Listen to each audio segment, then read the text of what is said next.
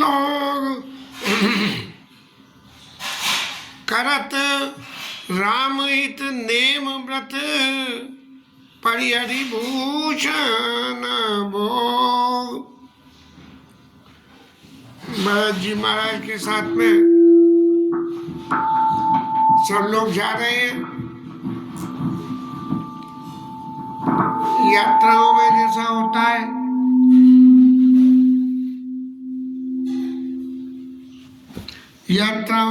होता है, कि जब इतना लंबा चौड़ा ग्रुप अयोध्यापुर वासियों का, माताओं का, सेवकों का और सबसे ज्यादा उनके संग जो चलने वाला सामान होता है, उन सब के लिए इतना लंबा जब टोल कोई चलता है,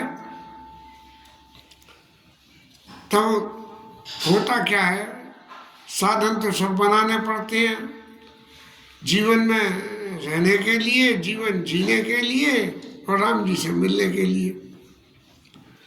और लोग जब इतने साधन लेके चल रहे हैं, उन सबके बाद भी लोगों ने जो है राम जी से, क्योंकि राम जी वन में गए हैं और वन में जाके उनको वन में जो वन का जीवन है जीना है, तो उन्हीं की सिद्धांत को समझ के और कॉपी करके, और लोग जो है अन्न नहीं खा रहे हैं, फल फूल खा रहे हैं और रात को एक टाइम भोजन करते हैं, निश्चित भोजन एक लोग दिन भर नहीं खाते हैं, रात को उसे भोजन करते हैं।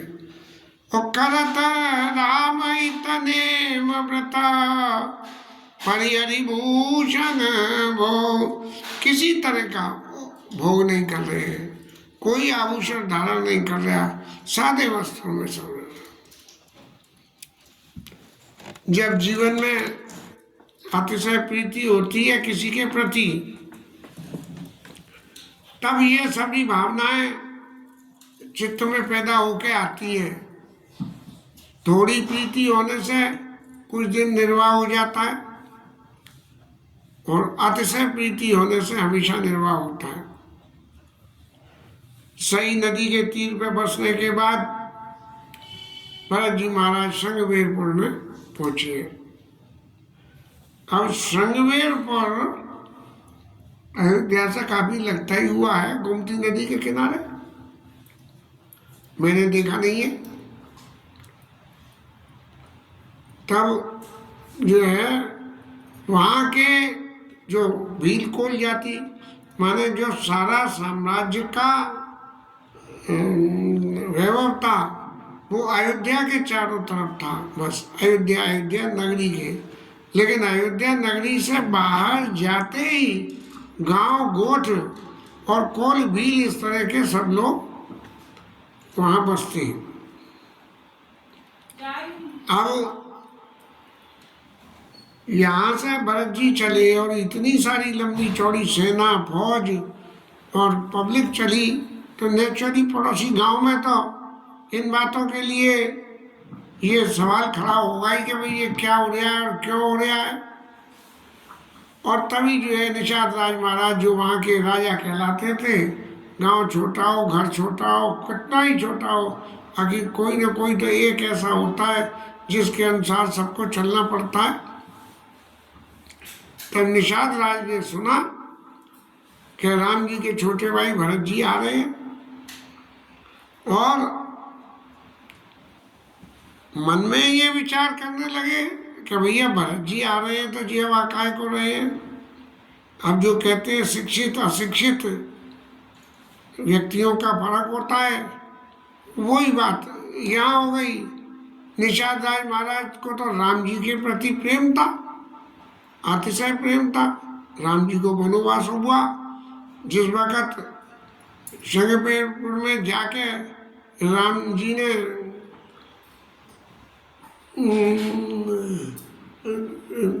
निषाद राज को ये बताया कि मेरे को मोहि दीन पितु आए जाना, और क्या क्या आज्ञा दी है पिताजी ने मेरे को,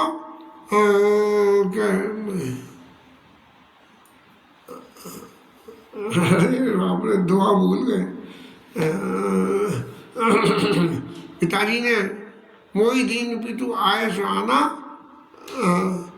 विपिन 4-10 बरस 4-10 विपिन बसी। नहीं, गलत हो गया।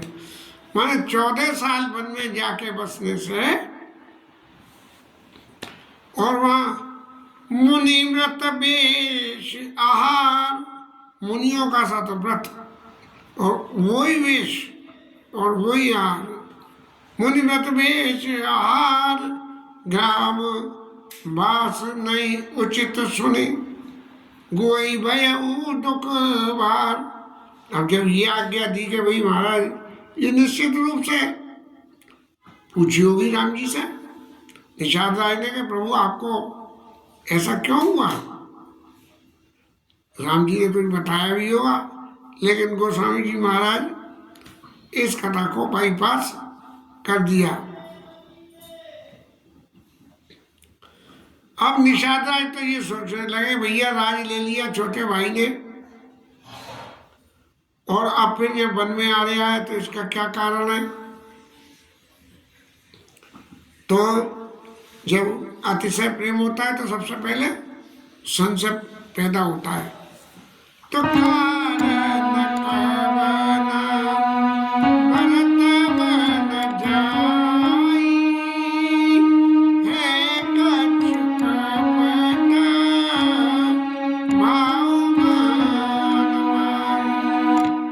मन में जाने का कारण क्या है, इनके मन में कुछ कपट है बस।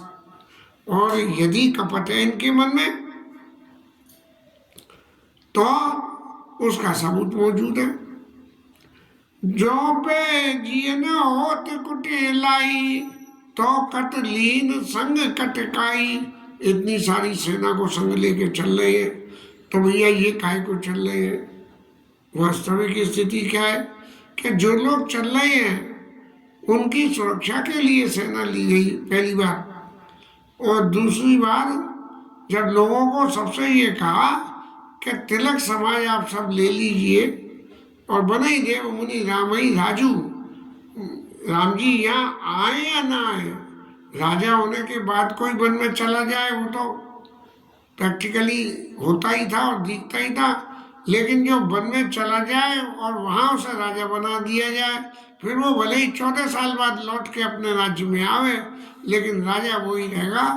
तो इस तरह से जब भरत जी ने इंतजाम किया था, और उस इंतजाम का उल्टा अर्थ निषाद राय महाराज लगा रहे हैं कि सकल भरत नराज नीति और आनी,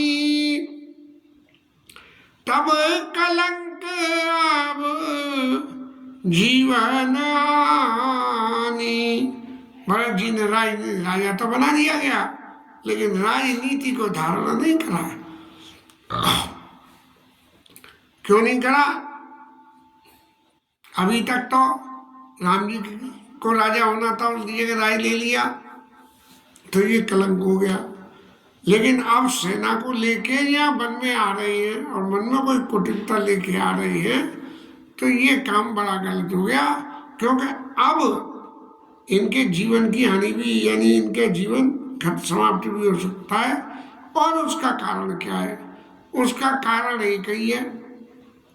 उसका कारण क्या है कि मेरे जैसा राम जी का भक्त जब तक यहाँ मौजूद है, तब तक राम जी को किसी भी तरह से नुकसान पहुंचा के और राज्य की एकाधिकार पाने की नीयत यदि भरत जी की है, तो वो उनका जीवन अब नहीं रहेगा। और एक बात अपने मन में विचार के कहने लगे कि चाहे हम सारे के सारे निषाद मर जाएं, लेकिन राम जी को जीतने वाला कोई नहीं है। भले ही हम सब मर जाएं, लेकिन राम जी को फिर भी नहीं जीत पाएंगे। और उसके लिए मन में, अपने मन में ही विचार कर रहे हैं, एक का आचरजु भरत अस करई, नई विष बेल अमर फल फरई। यदि भरत जी ऐसा कर भी रहे, मान लो जो मैं सोच रहा हूँ, ऐसा कर भी रहे तो कोई गलत नहीं है। विष की बेल में तो अमरता का फल लगेगा नहीं। कैकेयी के पुत्र हैं, कैकेयी ने कुटिलता करी है, उसकी वजह से हुआ है। और फिर अपने सब लोगों को खूब आज्ञा दी कि देखो मेरे मन में ये बात आई है कि भरत जी राम जी के संग लड़ाई लड़ने आ रहे हैं, इसलिए आप सब लोग पूरी तरह से तैयार हो लड़ने के लिए। और मैं सीधा सीधा, आप तो जो उनकी सेना है उनसे लड़ना, लेकिन मैं जो है वो सीधा सीधा भरत जी से लड़ूंगा, और इतना लड़ूंगा कि जिया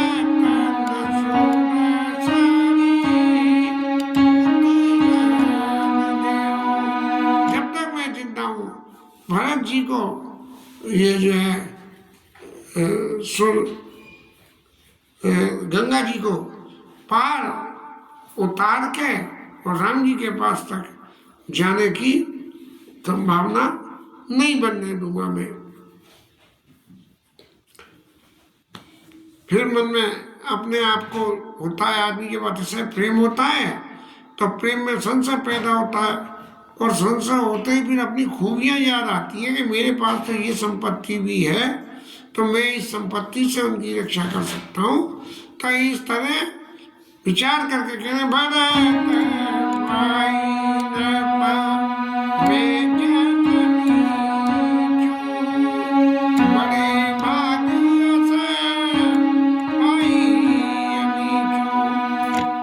अब यदि मैं थोड़ी देर को सोचूं कि मैं मर जाऊंगा, भरत जी से लड़ाई में मुझे मार देंगे, तो क्या होगा? भरत जी उनके भाई हैं और मैं तो नीच व्यक्ति हूँ, लेकिन राम जी के भाई के हाथ से मरना भी तो मेरे लिए पुण्य का काम हो गया।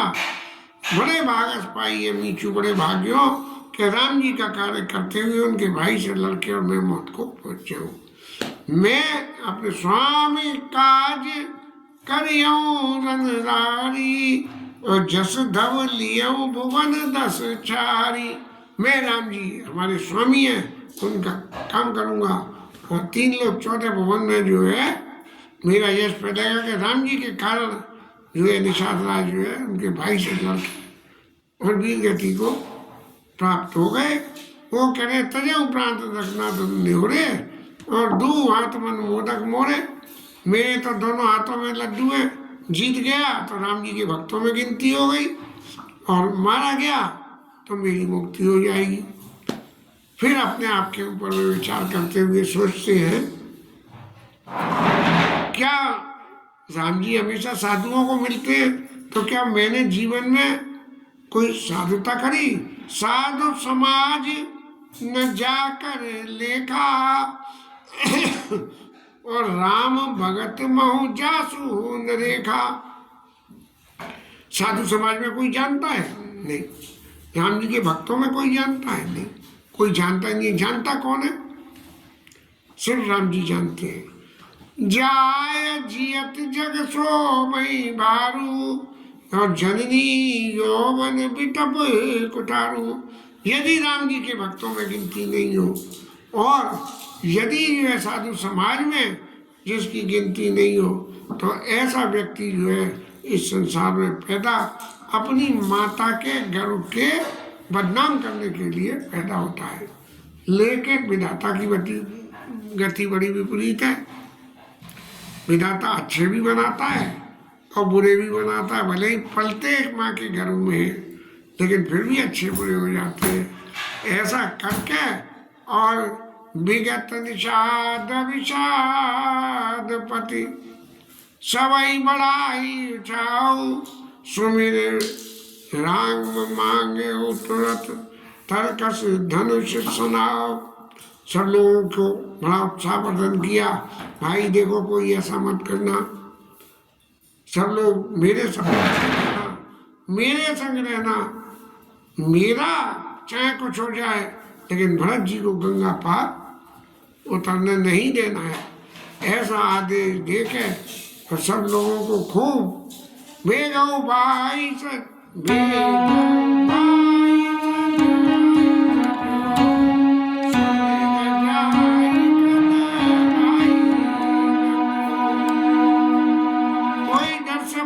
नहीं, यदि किसी को भागना हो तो पहले ही भाग जाओ, लेकिन लड़ाई में समझ में ना। लेकिन सब लोगों ने खूब भरोसा दिलाया। निषाद राज को धनुष बाण दिए गए, तर्कस दिया गया जिसमें बाणी बाण भरे हो, और सब लोग अपने फरसा बांस शैलसम करी। अब उस जमाने के हथियार आज के से तो थे नहीं, बांसों से डंडों से मार मार के और भालों से गोद गोद के तलवारों से काट काट के ढेर लगा देते थे।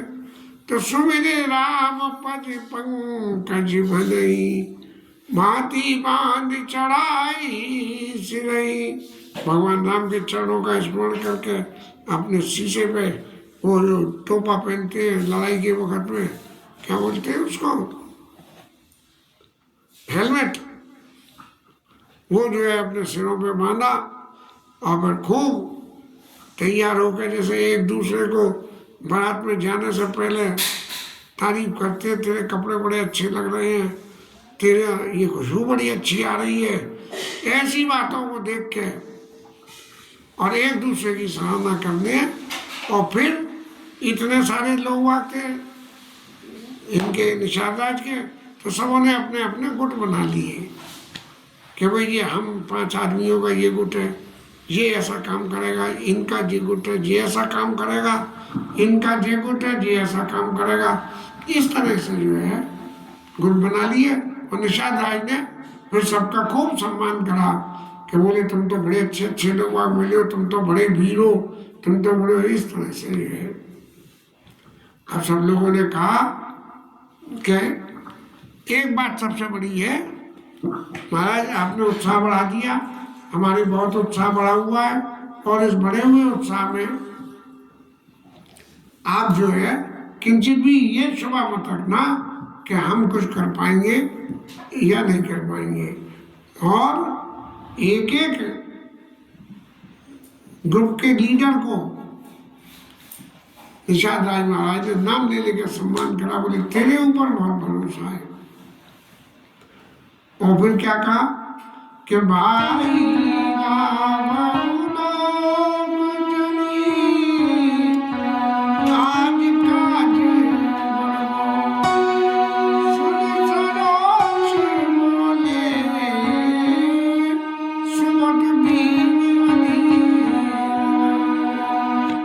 ज्यादा उछलकूद करने लगे निषाद राज, तो लोगों ने कही महाराज ज्यादा उछलकूद मत करो, इतने अधीर मत बनो कि जैसे आपने भरत जी को समझ लिया तो जो आपने समझ लिया वही सही है, बाकी सब बेकार है, बाकी सब भरत जी की नीयत में खोट है, ऐसा मत समझो। लेकिन हम आपको एक बात विश्वास दिलाते हैं कि हम जो है भरत जी को गंगा पार उतरने नहीं देंगे और अपना कोई पांव भी पीछे नहीं रखेंगे, क्या लड़ाई में से छोड़ के भाग जाए। तभी जो है एक आदमी को छींक हो गई, और छींक की स्थिति क्या है कि छींक कभी अच्छी भी होती है और बुरी भी होती है। एक छींक तो बुरी होती है और लगातार 2 आ जाए तो अच्छी होती है, और लगातार 3 छींकें आ जाए तो इसका मतलब विजय निश्चित है, जो उस काम में जाओगे उसमें सफलता मिलेगी। लेकिन एक छींक हो गई, और वो भी जिसने छींक ली उसने लेफ्ट हैंड को बाएं हाथ की तरफ छींक ली। तब जो है एक बूढ़ा जो था उनमें, उनके पास तजुर्बा तो होता ही है बूढ़ों के पास में,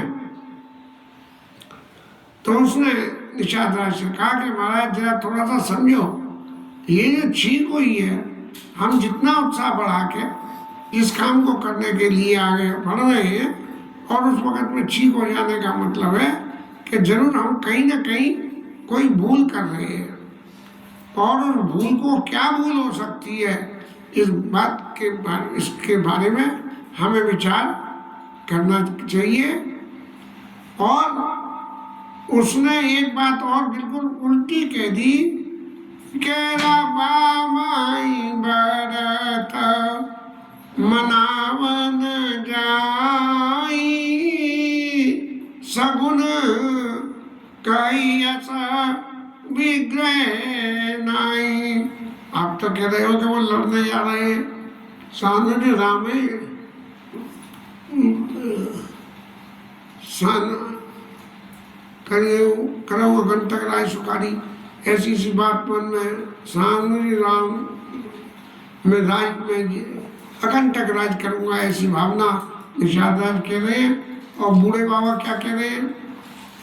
एक बूढ़े बाबा की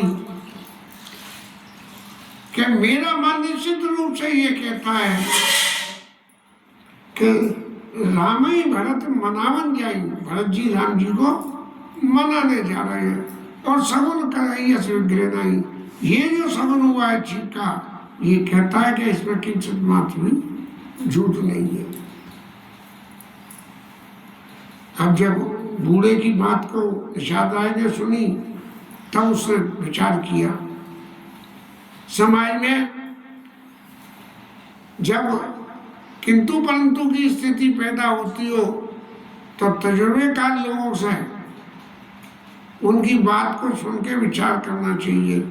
एक राजेश्वरानंद महाराज एक कथा में 2-3 दफे सुनी मैंने, बड़ी अच्छी बात है।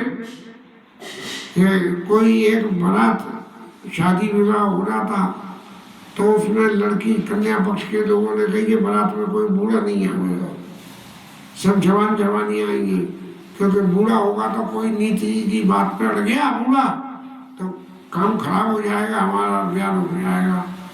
अब साहब सभी जवान तो चले गए, लेकिन लड़के का नाना जो बूढ़ा था वो एक डब्बे संदूक में बंद करके सामान के साथ में रख के ले जाया गया।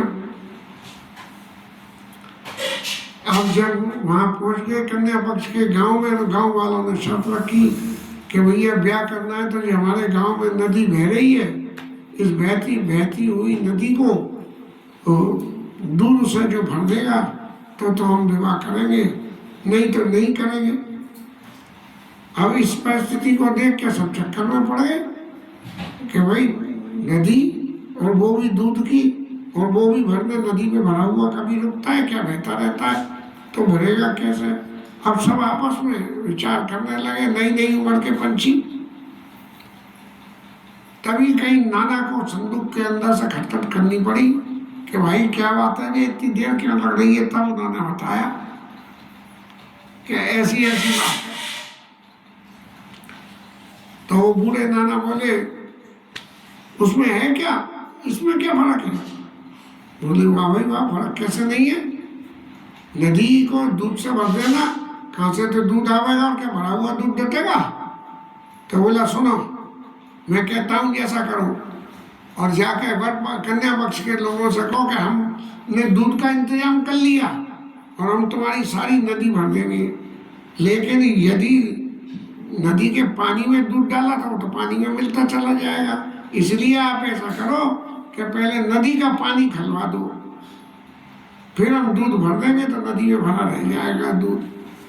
तभी जो है कोई समझदार व्यक्ति बोला जरूर इसमें कोई न कोई बूढ़ा आदमी आया है, क्योंकि जो बूढ़े तजुर्बेकार होते हैं वही जो है ट्रम्प निकाल के लाते हैं कि काटने को किसी की सामने वाले की बात को कैसे काटा जा सकता है। तो ऐसे ही उस ऐसा बूढ़े बाबा को जो छींक हुई, उन्होंने कहा सगुन कहियस विग्रह नहीं, कि इसमें कोई भी भूल की बात नहीं है कि भरत जी राम जी को बनाने जा रहे हैं। तब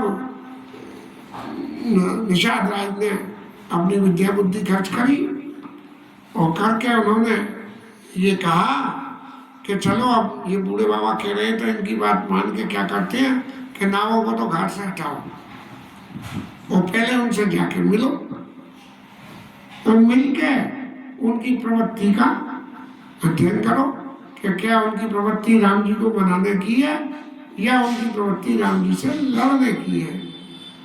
क्यों कि कोई भी व्यक्ति के बोलने का तरीका, बैठने उठने का तरीका, उसका व्यवहार उसके जीवन की भावनाओं का प्रदर्शन कर ही देता है, बिना प्रदर्शित हुए नहीं रह सकती है। इसलिए निषाद राय ने कहा कि हमारे इनके यहाँ जो एक रास्ता तरकीब होती है कि भाई कोई आपके घर आवे और उसे आप सात्विक भोजन कराओ और वो स्वीकार करे तो इसका मतलब उसकी वृत्ति सात्विक, राजसी कराओ तो राजसी, और तामसी भोजन कराओ तो तामसी लगती होगी उसकी। तब उन्होंने कहा ये तीनों तरह के भोजन जो है रखो, हम जाएंगे उनसे मिलेंगे, राम राम श्याम श्याम करेंगे और फिर उनके सामने ये सामान रखेंगे कि महाराज ये आपकी भेंट के लिए हम सामान लाए हैं। अब जैसा वो सामान लेंगे उस सामान के हिसाब से उनकी नीयत का पता लग जाएगा। तब जो है जब भरत जी महाराज के पास पहुंचने को थे तब दूर से ही निषाद राज ने, काफी दूर से, क्योंकि ये सब भीड़ थे और वो गुरु जी महाराज परम ज्ञानी और सिद्ध हृदय वाले ब्रह्मा जी के पुत्र, तो उनको जो है निषाद राज ने प्रणाम किया और प्रणाम करके क्या कहा, देखे दूर थे कई निज नामों कीन मुनि सही दंड प्रणामो। महाराज में जो है भील जाति का मैं निषाद हूँ, इसलिए आपको दंडवत करता हूँ। अब जब कोई व्यक्ति किसी के पास में जाके मारने आएगा तो वो तो सीधा झापड़ मारता ही बनेगा, लेकिन उसने दूर से प्रणाम किया तो भरत जी समझ गए कि गुरु जी समझ गए कि ये राम जी को जरूर अच्छी तरह से समझते हैं, उनसे मिले हुए हैं, इसीलिए उनके ब्याह पे हमें वेलकम करने यहाँ आए हैं। तब भरत ही कहे बुझाई मुनीसा जान राम प्रिय दीन आशीषा, और भरत ही कहे बुझाई मुनीसा। भरत जी को समझा के कहा, ये लगा कि ये राम जी का प्रिय है, इसीलिए तो इतनी प्रियता से मिला हमसे आके। अगर दुश्मन होता तो सीधा जो है छर्रे और वो चलाता, इसलिए भरत जी को कहा ये राम जी का प्रिय है। भरत जी ने इतना सुना कि ये राम जी का प्रिय है, तब तुरंत ही राम सखा सुन संदन त्यागा और चले उतरे घट अनुरागा, रथ में से उतर के और ऐसे राम जी के प्रति बड़े हुए प्रेम को अनुभव करते हुए और उनके तरफ भागते हुए से चले। और गांव जाति को नाव सुनाई कीन प्रणाम जोहार मई लाई। वो जो है प्रणाम किया उन्होंने भरत जी को देख के और उनसे बोले जोहार। ये जो है पिछली जातियों में होते हैं, वो क्या नाम है, राष्ट्रपति मुर्मू महाराज ने भी सबसे जोहार करी थी। करत दंडवत देवी भरत लीन उड़लाई, मनौ लखन सन भेंट भई, प्रीति नहीं समाई। अब भरत जी महाराज ने जब देखा उसको दंडवत प्रणाम करता हुआ तो तुरंत उठा के अपने हृदय से लगा लिया और ऐसा अनुभव किया कि राम जी के संग में जैसे लक्ष्मण जी हैं, ऐसे ये भी राम जी का संगी है, तो मेरे लिए ये भी लक्ष्मण जी के बराबर है। और इतना सुख अनुभव किया, मनो लखन सन भेंट हुई, प्रीति ने हृदय समाई। हृदय में उनके वो प्रीति संभालती हुई नहीं बैठी। यद्यपि 2 दिन 3 दिन पीछे ये कथा हो रही है, तबीयत तो घपले में है ही, गला भी था, लेकिन फिर बैठ गया इतनी देर बोलने में। रात भर चुप रहे तो गला ऐसा लगा जैसे खुल गया, लेकिन फिर बैठ गया। इसके साथ यहाँ कथा विश्राम।